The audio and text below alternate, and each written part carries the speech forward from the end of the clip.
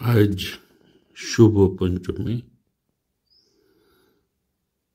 শ্রী শ্রী দুর্গা পঞ্চমীর তাৎপর্য হল দুর্গাপূজার সূচনালয়ে দুর্গা পঞ্চমীকে বিশেষ শুভ দিন হিসাবে মানা হয়। এই দিনে দেবী দুর্গার আধ্যাত্মিক আহ্বান শুরু হয়। পুরাণ মতে দেবী দুর্গার আবির্ভাব হয়েছিল অসুর নাশ ও ধর্ম রক্ষার জন্য। তাই দুর্গা পঞ্চমী হল অশুভ শক্তির উপর শুভ শক্তির আগমন বার্তা। কেন মানুষকে দুর্গা পূজাকে ভালোবাসে? মানুষ দুর্গা পূজাকে ভালোবাসে কারণ এটি কেবল ধর্মীয় উৎসব নয়, সামাজিক ও সাংস্কৃতিক মিশনের প্রতীক। পরিবার, আত্মীয় স্বজন, বন্ধু ও সমাজের সকলে আনন্দে মেতে ওঠে।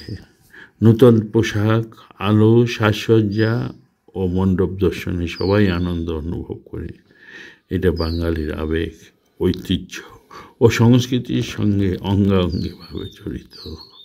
মা দুর্গা শক্তি, সাহস ও ন্যায়ের প্রতীক। অসুর মর্দিনী দুর্গা মিথ্যা ও অন্যায় ও দুর্বলতার বিরুদ্ধে সত্য, ন্যায় ও শক্তির জয় শেখায়। এটি একতা, সম্প্রীতি ও মানবিকতার বার্তা দেয়। আধুনিক যুগে দুর্গাপূজা ধর্মীয় সীমা ছাড়িয়ে শিল্প, সংস্কৃত ও মানবিক উৎসবে রূপ নিয়েছে। তাই আজ শুরু হতে চলছে শুভ পঞ্চমী। সন্ধ্যা আরতির পর বোধন হবে। সকলকে আমন্ত্রণ জানাই শিলংবাসীর পক্ষ থেকে।